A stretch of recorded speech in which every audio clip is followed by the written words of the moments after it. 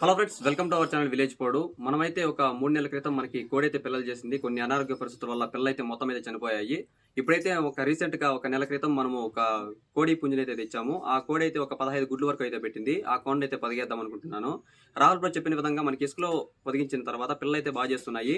ఆయన చెప్పిన విధంగానే ఇప్పుడైతే ఇసుకలో అయితే పొదిగిద్దాం. ఇప్పుడు టగర్లకైతే ఇసుక అయితే వేసుకున్నాం కోడి పొదిగించడానికి. చూడండి, ప్రస్తుతానికి అయితే మనకి ఇంటి దగ్గర అయితే ఇసుక అయితే లేదు. బయట వేరే వాళ్ళ ఇంటికి నుంచి ఇసుక అయితే తెప్పించుకున్నాను. ఇప్పుడైతే టగర్లకి ఇసుక అయితే వేసుకున్నాం. చూడండి, దీంట్లో కూడా కొంచెం పెద్ద పెద్ద రాళ్ళు అయితే ఉన్నాయి. ఈ పెద్ద రాళ్ళ వల్ల మనకి గుడ్లు పొదిగించినప్పుడు పగిలిపోయే అవకాశం ఉంది కాబట్టి పెద్ద పెద్ద రాళ్ళంతా సైడ్ చేద్దాం. ఇప్పుడు ఇదిగో చూడండి, ఈ రాళ్ళ వల్ల కూడా మనకి గుడ్లు పొదిగించినప్పుడు పగిలిపోయే అవకాశం ఉంది. ఈ రాళ్ళని అయితే బయటకి వేద్దాం. ఇప్పుడు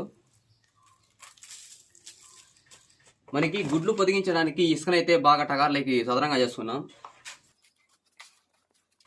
ఇప్పుడు గుడ్లు అయితే పెట్టుకున్నాం దీంట్లోకి. ఇదిగో చూడండి, ఈ గుడ్లను అయితే మన కోడైతే పెట్టింది. ఇవైతే ఒక 4-5 రోజులు గ్యాప్ ఇచ్చి అయితే ఈ గుడ్లు అయితే పెట్టింది. ఈ గుడ్లను అయితే చెక్ చేసుకున్నాం బాగున్నాయా లేదంటే చెడిపోయా అనేది.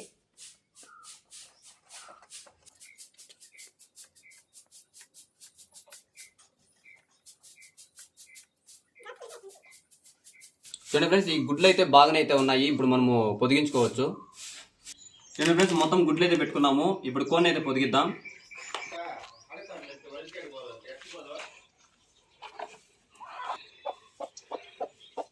ఇప్పుడు కోడిని అయితే పొదిగిద్దాం.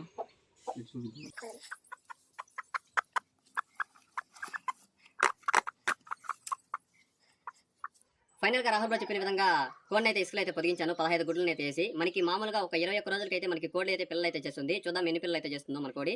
ఇలాంటి మంచి మంచి వీడియోలతో మేము ముందుకు వస్తున్నాము విలేజ్ పోడు. Please do subscribe and support me guys. ఇలాగే సపోర్ట్ చేయండి, మరిన్ని మంచి మంచి వీడియోలు మేము ముందుకు తీసుకొస్తాను.